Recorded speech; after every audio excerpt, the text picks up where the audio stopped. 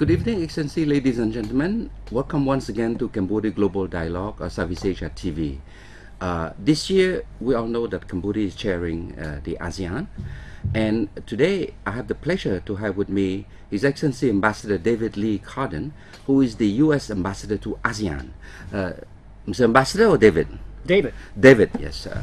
Anyway, Mr. Ambassador David, welcome to the show. Thank you very much for having me. Yes. Well, you know, I'm really excited that on a short notice you could come and to the show, because the idea is, how do we get the Cambodian audience and also other people watching a bit, you know, on how you see ASEAN moving as, I guess you were appointed in as ambassador in 2010, right? I was appointed in 2010. Okay. I was confirmed in 2011. Okay. And before, maybe you should say a bit about your background. I'm what we call in the United States a political appointee, Okay. Which means only that I had a life that was not as a career diplomat. Yes. I was a lawyer until March 29th of 2011, at which time I took the oath of office to be our ambassador to ASEAN, and the president selected me to do this job. Yes. Lawyer.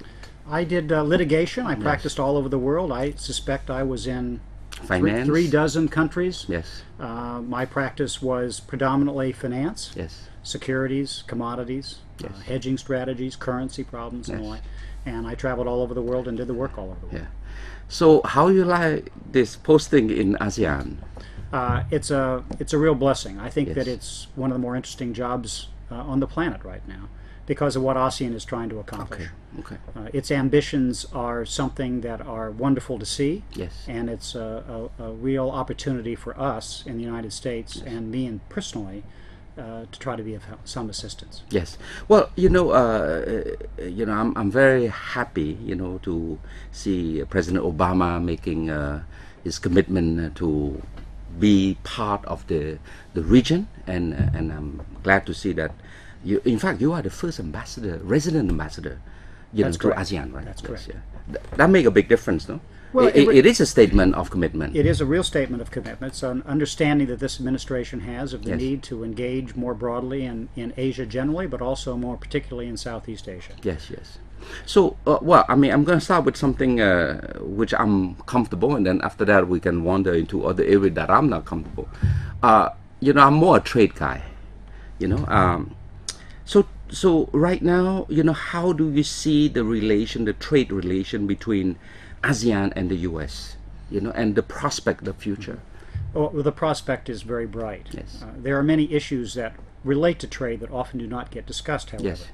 One of the challenges for ASEAN, with its ambitions, Yes. as large and broad as they are, Yes. is how does it create the kind of environment necessary to encourage trade, to Yes. encourage outside investment. Yes.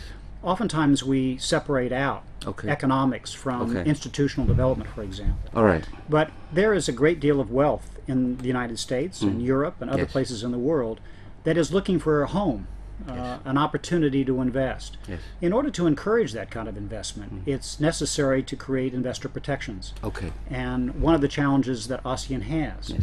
is, how do you do that? How do you establish a rules-based economy, Okay. rule of law, bankruptcy Yes. protection, Yes. hedging Okay. strategies, and Okay. the like. Okay. And so when we talk about trade, Yes. we need also to talk about institutional development. Okay. And I think for that reason, ASEAN understands, and clearly the Charter contemplates this, and the blueprint Yes. contemplates this. These are very interrelated. Yes. And it's important when we talk about infrastructure projects and the like, to understand that in order to encourage the trillions of dollars Yes. that are necessary in order to build the infrastructure and the like that's necessary in the Yeah. region, you need to provide not only incentives, but also investor protections to encourage Long-term people stability. to come. Correct. Because this master plan of connectivity all required, a lot of investment in terms of, building road, BOT, public-private sector partnership, that sort of thing. And this is not something that the investor will recover in 2 years. They're looking 10, 20, Correct. 30 years. That's correct. I mean, if you talk about something like the Java-Sumatra Bridge, Yes, yes. which will take many years to build if it Yes. is built, and cost billions of dollars to do, you need to have the kind of protections that would give the investors that would invest Yes. in such a project. I'm using that as an example. The opportunity not only to recover their money, but to be certain that should there be a problem, they are in a position to be protected. Yes. in terms of trade, right? How you of course to get to investment you gotta have it's linked to trade, right? And trade right now the Doha round is not going far. Do you see this regionalization dimension getting more dimension? Of course, the U.S. President Obama is pushing for the TPP, the Trans-Pacific Partnership. Yeah. How do you see this helping ASEAN as it now reach out to a larger, partnership, free trade partnership? How is that complementarity? Is that divergent? Is that overlapping? How do you see this? I think it's completely complementary. Complementary. The TPP. Yes. First off, it's important to understand that it's not from the United States. Yes. TPP is something that actually pre-existed the United States engagement. Is that right? The TPP has 9 countries at this point in conversations concerning the expansion of TPP. Yes. There are 4 ASEAN countries that want to join the TPP at this point. Singapore, Malaysia, Vietnam, and Thailand. Okay. No, not Thailand. Brunei. I see. Yes, and as a consequence, it's important to understand what the TPP is. Yes. The TPP is what we characterize as a 21st century trade agreement. Okay. It has chapters that relate to intellectual property protection. Yes, indeed. Labor, protection, yes. And labor involvement. And all yes. These are not things that are typically part of a free trade agreement. Yes. They are, going back to our prior... Up to now, anyway. Up to now, correct. Yes. Going back to what I mentioned a moment ago. Yes. Having the kind of protections for investors that you want to have in order to encourage the type of investment that's necessary in the region. Yes. You want to provide intellectual property protection. Yes. You want to provide the kind of labor pieces that the TPP provides. Yes. There's nothing inconsistent with that from the free trade agreements that ASEAN has with some of its partners, which cover various products, as you well know. So we see TPP as the next step forward. Okay. We would welcome more quality, if I can say. No, I would say more comprehensive. More comprehensive. And I think it actually, not in terms of quality so much as more broad-based. That will assist the kind of trade and investor protections and the like that are necessary in order to try to develop the region. It's interesting at this point that, of course, many other countries are interested in joining the conversation concerning TPP, and no one is excluded. The reality is that any of the countries that want to meet the standards... So for least developed country, like in ASEAN, the 4, the CLMV, for example, would we be able to, well, Vietnam is a country that is in the conversation presently and is said this recently, and we've seen it to be true, very committed to being a member of the TPP. The same would apply to anyone who can meet the standards. It's not that different than trying to meet the standards, for example, of joining the World Trade Organization or something such as this. I mean, there are standards that will be necessary. There are changes that will be necessary. Thailand has expressed an interest. The Philippines have expressed an interest. There might be changes that would be necessary in terms of their constitutions in order to do that. Japan has expressed an interest. Canada as well, and other countries. In the context of ASEAN, how does it relate to the current initiative that President Bush long ago was pushing for the TIFA, the Trade Investment Framework Agreement? How does the two synchronize? I don't know that I would characterize them as being synchronized. I would say that the TIFA and efforts to try to facilitate development of trade in the region would be developmental, so that there would be assistance provided to those that are involved with TIFA to be put in a position to join TPP at some point in the future. So Cambodia, for example, should look at the TIFA as a sort of like a stepping stone to get its institution, get its law, get its framework in place. That should give them this possibility to, in the future, to look at the TPP. Am I correct? Absolutely a fair statement. And a country such as Cambodia, which I think has very exciting opportunities, if it looks at the requirements of something like TPP, my own belief is it's consistent with its own domestic requirements and initiatives, the kinds of things that Cambodia has thought of doing, and I think indeed has done some parts of in order to try to develop trade within Cambodia and the region.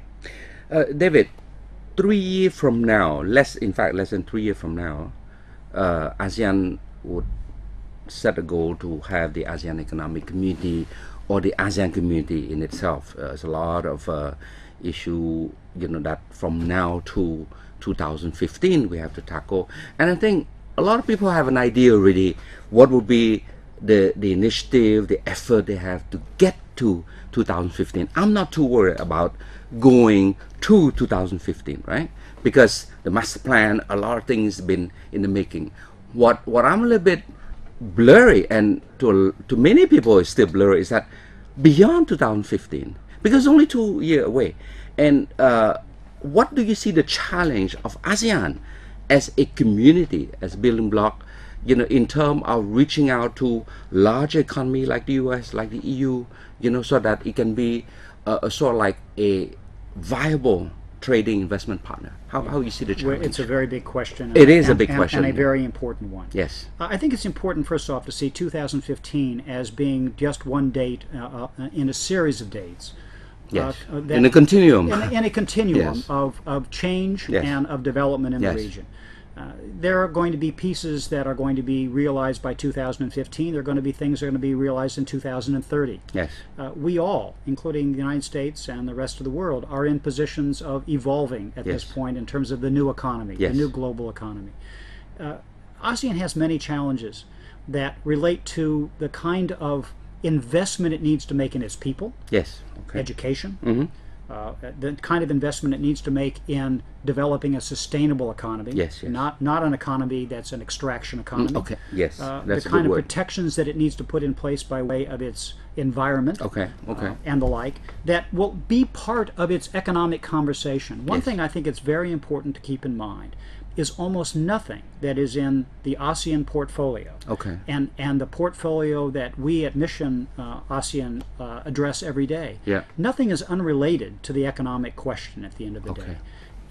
There's all of these issues are importantly connected Yes. in terms of the long-term health and prosperity and security of Yes. the region. Yes. And so ASEAN's challenge going forward is not simply whether it's going to build its roads and its bridges and Okay. its ports, Okay. whether it's going to facilitate trade with one another. Is it going to build its institutions? Mm-hmm. Is it going to build its is it going to empower its people? Yes. Is it going to create opportunities for its people? Yes. A very good argument, I think, can be made that what's necessary in the coming decades and centuries, for Yes, that matter, yes. is innovation. If we look at some like place it. like the United States, Google Yes. and Crocs, the shoe company, and Facebook were very small or even non-existent Yes. companies 10 years ago. Yes. And these are companies now Facebook. that are hugely important in the world. Yes. The highest percentage of Facebook users in the world is Brunei. I think the second largest number of Facebook users in the world is Indonesia, after the United States. Wow. These are innovations Yeah. that the United States has been capable of creating Yes. as a consequence of the investment that it's made in its people. And that requires... So people empowerment. It is. Say, It is. And people talk about it here in terms of connectivity. Yes, yes. People-to-people connectivity. yes. And that's absolutely true. But for example, the ability to move from one place to another to find a job. Yes. The ability to go to school wherever you want to go. The ability to go to school in terms of having the economics of Yes. that. And the opportunity for people to have jobs Yes. when they come out of school. Yeah. All relates importantly to the economic questions that are going to be facing ASEAN Yeah. all the way as long as Yeah. as we are still on the planet. Let's be Hopefully optimistic. that's a very long time. You mentioned about global situation. I cannot help but relate to the work of the G20, for example. Cambodia is chair, have an opportunity to make a position, on behalf of ASEAN, reflecting the ASEAN position, in the G20. What I see now is that the financial, the sovereign risk, the European debt crisis is a talk of the media nowadays. Everybody talk about it. How do you see that ASEAN institution in terms of its regional financial institution is capable to sustain the future financial shock, economic shock? Are we ready, or what? Or if we are not, what else should we do? Again, a complicated question, and I would say that every country is situated differently. Yes. I think we saw that in the last economic shock Yes. in the region. I think that the G20, which the United States, I know Yes. you realize, encouraged Yes. expansion of the membership of the economic members, is something that ultimately recognizes the need for global cooperation and Yes. the effort to minimize the kinds of global shocks that affect us all. Yes. Oftentimes it's the case that, and I find this unfortunate, people think of economics in terms of competitions. Yeah. They want to say that it's Europe is up, China's down, China's up, the United States is Yes. down. Yes. Now, this kind of almost sports-like approach to Yes. a problem Yes. fails to recognize that we really, first off, I think it's untrue. Secondly, Yes. I think that it fails to recognize that we're all very much in this economic The issue together. interconnectivity, That's the right. interdependency. That's correct. Yes. And as a consequence, ASEAN, which has a real role to play, being one of the largest collective economies in the world, Yeah. needs to evolve to play its proper role Yes. in terms of that conversation. There, of course, are going to be bumps in the road along Yes. the way. I think the important transition for ASEAN to move from, some of its members to move from an extraction economy to a more broad-based sustainable economy, to deal with the problems of its cities, Yes. to deal with the problems of the degradation of its environment, to deal with things like illegal fishing and human Exactly, trafficking and exactly. education shortfalls. Yeah. All of these things relate importantly to whether or not it Yes. can play the economic role that it needs to play in conversations like Yes. the G20. Yes, this is good. Well, speaking of G20, I met with the Secretary Hillary and in the margin of Los Cabos informal foreign minister meeting, and one of the initiatives that we Cambodia is excited is the Secretary Hillary initiative on the Lower Mekong Initiative. Yes. And my understanding that the show is on, that we will have a big conference for Lower Mekong. And these are, to me, these are some of the initiatives that is really binding the US, and ASEAN in a very concrete way. The experience sharing, the best practice of the Mississippi River. What do you see that? What's your take on that? Well, there has been broad involvement in Yes. the lower Mekong region by American businesses and Yes. American foundations for a long time. Is that right? And the reality is that a great deal of resources have been applied to addressing some of the issues in the region, Okay. in the lower Mekong region. We have new challenges Yes, now yes. with climate change. We have the possibility of disruption of the monsoons. We have the Yes. possibility of water scarcity. Asia has, I believe, some 35 or 40% of the world's population and only 15% of its water. Is that right? Water is food. Yeah. It's virtual You're food. right. Or Yeah. water is virtual. Food is virtual water, however Yes. you want to say it. The importance of food security in Yeah. the region needs to be underscored. So the Lower Mekong Initiative, yes. Yeah. a place where 60 million people depend upon the waters of the Mekong, Yes. is something that's a natural subject for engagement by not only our foundations and our corporations, Yes. but also the State Department and the U.S. government to Yes. try to provide best practices to assist the countries of the Lower Mekong in understanding what consequences follow from certain practices and to help develop it. Very important topic. Concretely, what sort of impact do you see if the Mekong is not well managed, for example? I don't know much about water issue, but clearly, the Mekong is the live stream, lifeblood of Cambodia as well, with the Great Lake and everything, the influx, the flow there. So I think we need to perhaps broaden the question slightly. Yes. In order to answer the question narrowly. Okay. Some significant percentage of the great rivers of Asia, Yes. I think it's 90+%, Okay. rise in Tibet. There's, I think, only the Indus is the exception. Yes. As a consequence, the health, if you will, of the Yes. entire region in terms of water health Yes. and the utility or the use of water Yes. affects importantly not only Cambodia, Yes. Vietnam, and the other lower Mekong countries, but also affects Bangladesh and Yes. India and the like. Yes. As we have a global economy where we look to food exports, for example, for to help feed our people, and we deal with food management throughout the region, it's important to think of it broadly, Yeah. that water security is food security, and the entire region is going to depend importantly upon Yeah. this. There are, as I said, 60 million people that depend upon the health of the Mekong, not only for fish, but for irrigation and growing crops. And as a consequence, it's vital that Yeah, the yeah. Mekong be protected. David, Unfortunately, 30 minutes is very short, and already short. Already we are 5 minutes left only. What is your message that you want in the context of this year, as we chair, as we just finished the summit? So many things happening in this country. What is the message that you want to pass on, to the audience, in terms of the being a member of the ASEAN, being a future active member of the ASEAN economic community, looking to reach out to the partner, whether it's US or Japan, whatever. What would you like, your message to be? Well, I think my broad message is that ASEAN's ambitions are something that the United States has supported for 35 years, which is how long we've been engaged as a dialogue partner. ASEAN's ambitions actually are not only laudable for the rest of the world, but they are a model for the rest of the world. The economic integration, the integration in terms of geopolitical ideas, the integration concerning people-to-people connectivity is all something that ultimately creates the opportunity for ASEAN to be engaged in the region for a very sustained period of time, and also to be engaged with the global community. So I think my first message is that we support ASEAN's agendas. We think that it's a very exciting time for ASEAN, and we will do all we can by way of our programming, by way of our financial opportunities or the financial assistance that we provide, by way of the ideas that we hope to provide. One thing the United States has had for many, many centuries at this point are ideas, and we're happy to share those. And so I'm very excited about ASEAN's emergence from this time period and its integration and the opportunities that provides. I also want to add, however, that I think Cambodia has things in which areas in which it can be a real leader.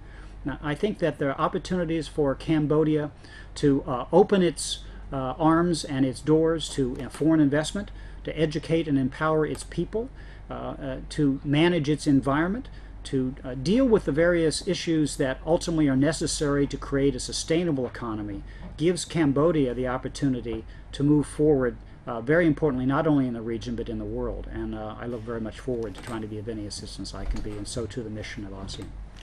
David, thank you so much for your very insightful but very from the heart view on how ASEAN and as well Cambodia could be playing a role for the region. For me, this year is, as you say, we celebrate 35 years yes. of ASEAN relation with the US. We're looking for much longer relation, and hopefully, in the near future, we would like to see, the relation of ASEAN and US moving to a higher level of strategic partnership.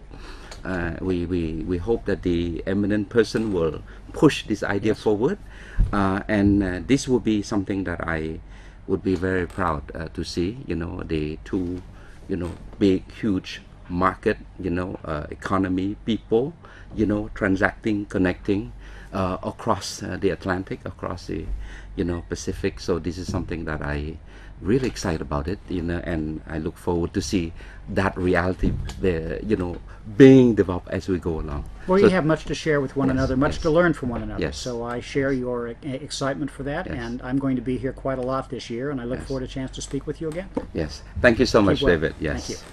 So we're coming to the end of the show, but for a short 30 minutes glimpse of our discussion, you can see that we ASEAN have a lot to offer. We have some good insight on how Cambodia this year as ASEAN Chair could play a leadership role in many areas, despite our small size as being a small 15 million country, we do have the possibility to act as a leader, as a pioneering, as a best practice.